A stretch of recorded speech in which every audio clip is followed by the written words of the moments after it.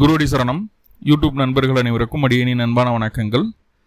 நான் உங்கள் குருமணிகண்டன் பேசுகிறேன், பொள்ளாச்சியிலிருந்து. திருக்கணித பஞ்சாங்கத்தின்படி வரக்கூடிய வைகாசி மாதம் 18ஆம் தேதி ஜூன் 2ஆம் தேதி நள்ளிரவு 1:50 குரு பகவான் மிதுன ராசியிலிருந்து கடகராசிக்கு பயிற்சி ஆகிறார். கடகராசியில் பயிற்சி ஆகக்கூடிய குரு ஐப்பசி 14ஆம் தேதி வரைக்கும் கடகத்தில் இருக்கார். அதாவது 10வது மாதம் 31ஆம் தேதி வரைக்கும் கடகத்தில். அதுக்கப்புறமா அதிசாரமாக சிம்ம ராசிக்குள்ளேயும் குரு வருது. இது அதிசார பயிற்சி அப்படிங்கிறது பெரிய லெவலில் சேஞ்சஸை கொடுத்துறாது.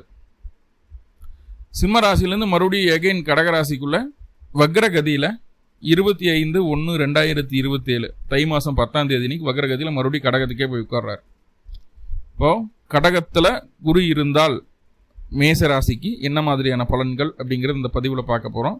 எப்பவுமே ஒரு நிகழ்வு நடந்ததுன்னு வைங்களேன், அதில் நன்மையும் இருக்கும் தீமையும் இருக்கும். குரு அப்படின்னு சொல்லக்கூடிய கிரகம் முழுமையாக நன்மையும் மட்டுமே செய்திடாது, அதுக்காக முழுசாக தீமையும் செஞ்சிடாது. சனி பயிற்சி ஆகுது முழுசாக தீமை செஞ்சிருமா அப்படியும் கிடையாது.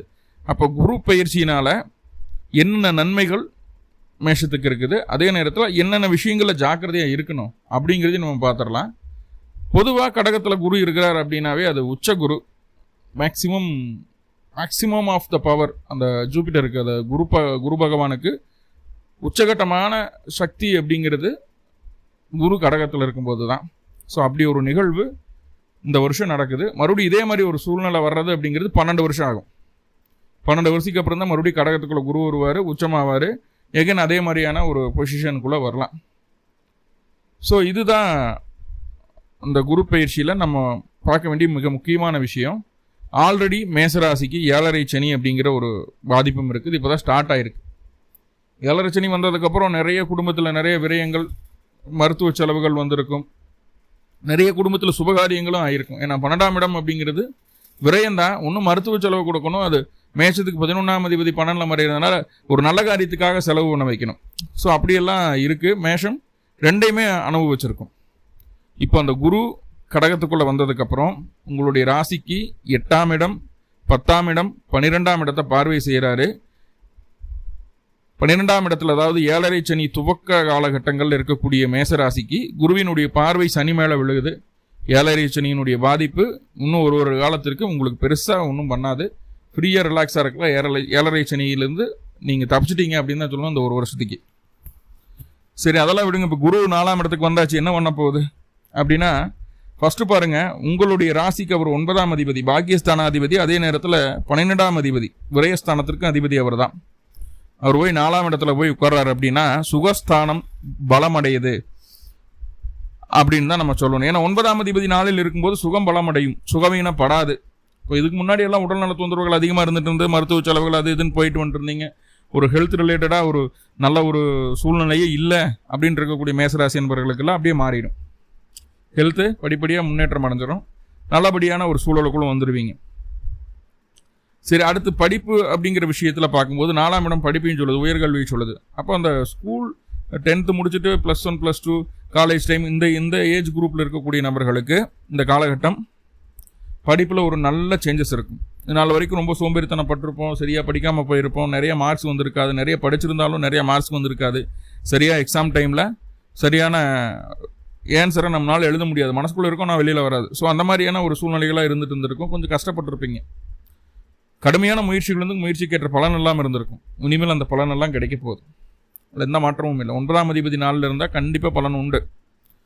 அப்போது கரெக்டான ஒரு கோர்சஸ் எல்லாம் சூஸ் பண்ணி ஒரு வருட காலங்களில் படிக்கக்கூடிய அந்த கோர்சஸ் எல்லாம் இருக்கு இல்லையா, ஏடான் கோர்சஸ் மாதிரி, அதெல்லாம் கரெக்டாக சூஸ் பண்ணுவீங்க. அது உங்களுடைய கெரியருக்கு மிக முக்கியமான ஒரு விஷயமா இருக்கும். சரி, நான் வேலைக்கு போயிட்டு இருக்கேன் சார், ஐடியில் ஒர்க் பண்ணுறேன், அதில் ஏதாவது ஒன்று ஒர்க் பண்ணிட்டு இருப்பீங்க. சரி, நான் ஏதாவது ஏடான் கோர்சஸ் பண்ணலாமா பிடிக்கலாமா, தாராளமாக பண்ணலாம். இந்த டைம் கண்டிப்பாக பண்ணுவீங்க. அது உங்களுடைய கெரியர் டெவலப்மெண்ட்டுக்கு, உங்களுடைய சம்பள உயர்வுக்கு, பதவி உயர்வுக்கு உறுதுணையாக இருக்கும். வேலைக்கு போயிட்டு இருக்கக்கூடிய எல்லா நபர்களுக்கும் பொறுப்புகள் அதிகரிக்கும். பொறுப்பு அதிகரிக்கிறதுனா எப்படிங்க, ஒரு டீம் லீடர் பொசிஷனில் இருந்தவங்க 10 டீமுக்கு நீங்கள் ஹெட் ஆகிடுவீங்க, ஒரு மேனேஜர் பொசிஷனுக்கு வந்துடுவீங்க. ஒரு டீம் லீடருக்கு கீழே ஒர்க் பண்ணிட்டு இருந்த கொலிக்காக இருக்கிறவங்க நீங்கள் ஒரு டீம் லீடர் ஆகலாம், சரிங்களா. ஒரு சூப்பர்வைசராக இருந்தவன் ஒரு மேனேஜர் ஆகலாம். அடுத்த கட்ட இடத்தை நோக்கி உங்களுடைய பதவி உயரும். இப்போ பதவி உயரும்போது என்ன, மறைமுகமாக சொல்லக்கூடிய விஷயம், பதவி உயர்ந்துருச்சு, வேற என்னென்னலாம், வேலையும் அதிகமாகும், ஒர்க்லோட நம்மளால கண்ட்ரோல் பண்ண முடியாது, டே அண்ட் நைட் வேலை செய்யற மாதிரி இருக்கும். ரொம்ப ஈஸியாக ரொம்ப சாதாரணமாக அந்த விஷயங்கள் செய்துட்டு வந்துடுவோம். அதுதான் கரெக்டாக உங்களுடைய திறமைக்கான அங்கீகாரம் கிடைக்கும். அரசாங்க அரசியல் சம்மந்தப்பட்ட விஷயங்கள் இருக்கக்கூடிய நபர்களுக்குமே பதவி அப்படிங்கிறது கிடைக்கிறதுக்கு வாய்ப்புகள் அதிகமாக உண்டு. பதவியோடு சேர்த்து இடமாற்றங்களும் கிடைக்கும். சொந்த ஊரை விட்டு வெளியூரில் இருக்கக்கூடிய மேசராசி என்பவர்களை சொந்த ஊரை தேடி வர்றதுக்குண்டான ஒரு சூழ்நிலையை சொல்லுது. ஸோ அப்போ அங்கே பிஆர் கிடைக்கல, விசா கிடைக்கல, அந்த மாதிரி எந்த விஷயங்கள் எந்த பிரச்சனைகள் இருந்தாலும் இந்த காலகட்டம் அதுக்கான முயற்சிகள் எடுத்திங்கன்னா அது உங்களுக்கு கிடைக்கும். ஒன்று இங்கிருந்து அங்கே போகிறதுக்கும் சாதகமாக இருக்குது, இல்லை அங்கிருந்து இங்கே வர்றதுக்கும் சாதகமாக இருக்குது. ரெண்டுக்குமே சாதகமாக இருக்குது. சரியாக பயன்படுத்திக்கலாம். எப்போ? குரு பெயர்ச்சி, குரு கடகத்தில் இருக்கக்கூடிய நாட்களில் மட்டும். ரைட். வேறு என்னென்னவெல்லாம் 4ஆம் இடத்துல உங்களுக்கு கிடைக்கக்கூடிய ஒரு நன்மையாக இருக்குது அப்படின்னு சொல்லி பார்த்துட்டிங்கன்னா, வீடு வாங்க முடியல, நிலம் வாங்க முடியல, வாகனம் வாங்க முடியல, அதுக்கான நிறைய முயற்சிகள் எடுத்துகிட்டு இருந்தோம், எதுவுமே நம்மளுக்கு செட் ஆகலை. நிறைய முயற்சிகள் இருந்தோம், எதுவுமே செட் ஆகலை. அதே போல் கையில் காசு பணம் வச்சுருக்கும் போது கூட நம்மளுக்கு வேலை தொழில் அமைப்புகள்லையுமே ஒரு நல்ல ஒரு அங்கீகாரம் கிடைக்கல. ஸோ இந்த மாதிரி விஷயங்களெல்லாம் இருக்கு இல்லையா உங்களுக்கு, அது எல்லாமே உங்களுக்கு சாதகமாக மாறும். வீடு அமையாதவங்களுக்கு வீடு அமையிறது, வாகனம் அமையாதவங்களுக்கு வாகனம் அமையிறது, இல்லை வீட்டில் ஏதாவது மராமத்து பணிகள் செய்கிறதோ, இல்லை வீட்டில் ஒரு வாஸ்து குற்றம் இருக்குது அதை சரி பண்ணிக்கணும்னு முயற்சி பண்ணுறீங்க, எங்கெங்கேயோ வாஸ்து முறையெல்லாம் போய் பார்த்துட்டு வந்தாச்சு, ஒன்றும் வேலைக்கு ஆகலை. இந்த டைம் கரெக்டான ஒரு ஆள் கிடைப்பாங்க, அதை கூட்டு வந்து பார்ப்பீங்க, சரி பண்ணிடுவீங்க. ஸோ அந்த மாதிரி வீடு நிலம் வண்டி வாகனம் சம்மந்தமான விஷயங்கள் இருந்து வந்த பிரச்சனைகள் நீங்கும்.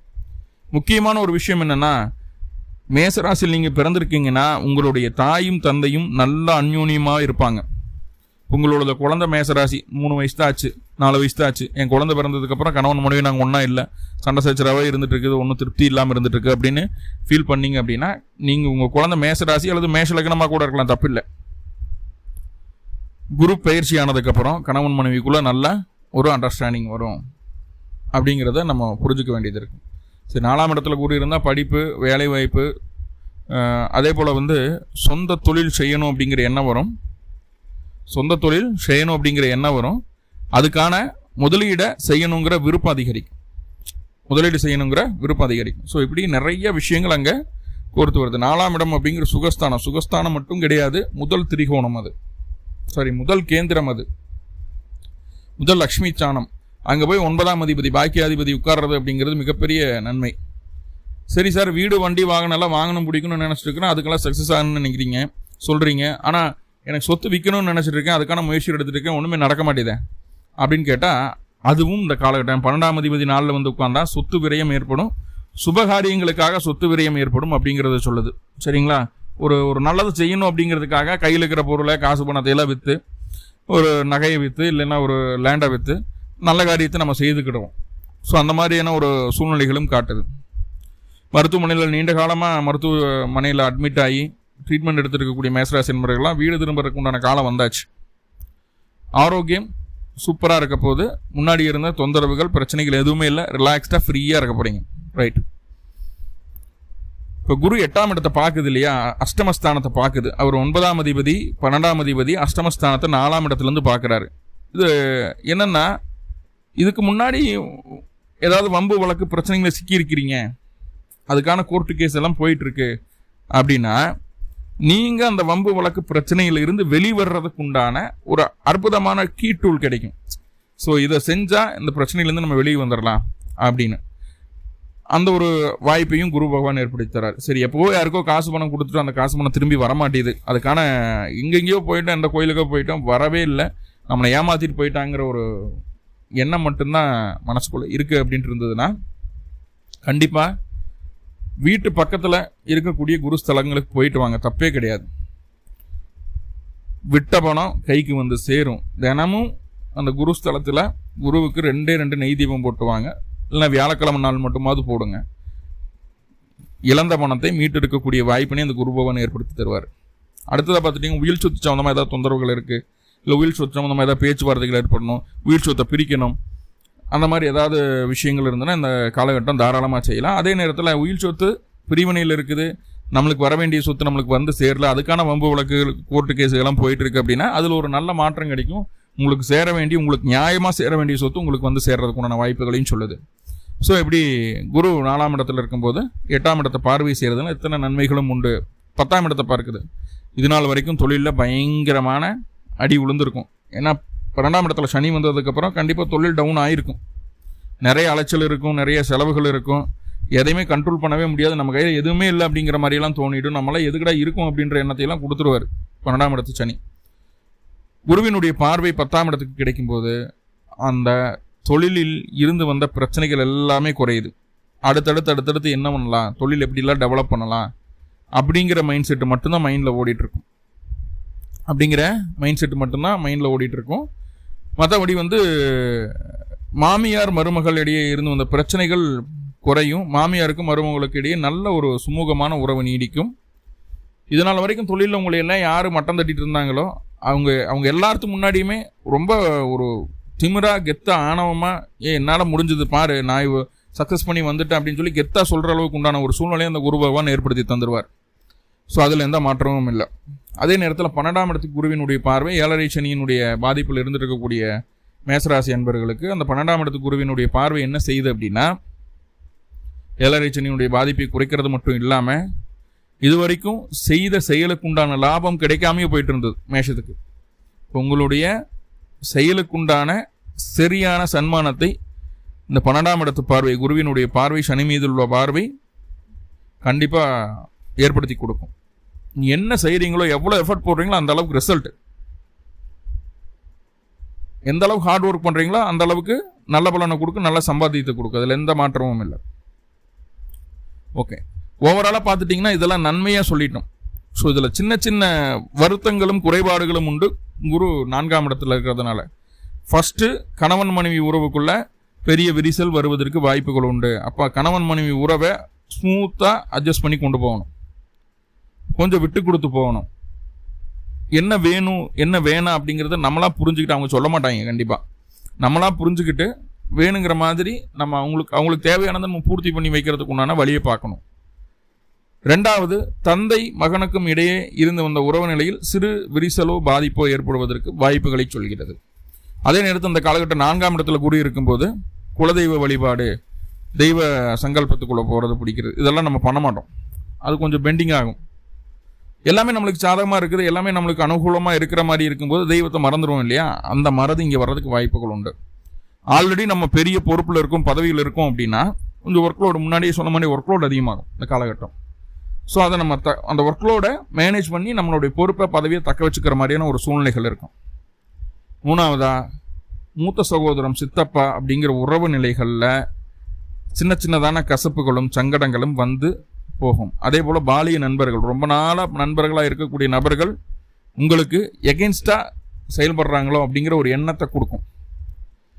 என்னதான் பொருளாதார முன்னேற்றம் இருந்தாலும், என்னதான் லாபம் இருந்தாலும், மனசுக்கு பிடிச்ச விஷயங்கள் எல்லாமே நம்மளுக்கு சாதகமாக நடந்தாலும் ஏதோ ஒரு இடத்துல நம்மளுக்கு பெருசாக மன நிம்மதி இல்லையோ, இல்லை ஒரு லாப மேன்மை இல்லையோ, இன்னும் கிடைச்சா நல்லா இருந்திருக்குமோ அப்படிங்கிற ஒரு மன சஞ்சலத்தை இந்த குரு பயிற்சி உங்களுக்கு கொடுத்தே தீரும். அதில் எந்த மாற்றமும் இல்லை. ஸோ இப்போ நிறைய பாசிட்டிவ் இருந்தாலும் இந்தந்த விஷயங்களில் சின்ன சின்ன குறைகளும் தருது. உறவுகள் ரீதியாகவும் மன ரீதியாகவும் சின்ன சின்ன குறைகளையும் அந்த குரு பகவான் தர்றாரு. ஸோ அதை நம்ம நிவர்த்தி பண்ணிக்கிறதுக்கு என்ன வழி இருக்குது அப்படின்னு பார்த்தீங்கன்னா, சிம்பிளாக வீட்டு பக்கத்தில் இருக்கக்கூடிய ஏதாவது ஒரு குருஸ்தலம், தட்சிணாமூர்த்தியாக இருக்கலாம், இல்லை ஜீவசமாதி அணிந்த சித்தர்கள் வழிபாடாக இருக்கலாம், இல்லை பெருமாள் கோவிலுக்கு போங்க. பெருமாளுக்கு 2 நெய் தீபம், ஒன்று நீங்கள் பிறந்த கிழமை அன்னைக்கு பண்ணுங்கள், இல்லைன்னா வியாழக்கிழமைக்கு அந்த வழிபாடை செய்யுங்க.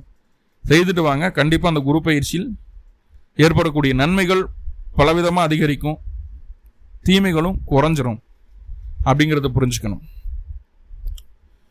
மேலும் மேஷராசி என்பவர்களுக்கு குரு பயிற்சியினால் எல்லா விதமான நன்மைகளும் நடக்கணும்னு சொல்லி எல்லாம் பல பரம்பொருளை பிரார்த்தனை பண்ணிட்டு அந்த பதிவை முடிச்சுக்கிறேன். நன்றி நண்பர்களை, நன்றி. வாழ்வளமுடன். திருச்சிற்றம்பலம்.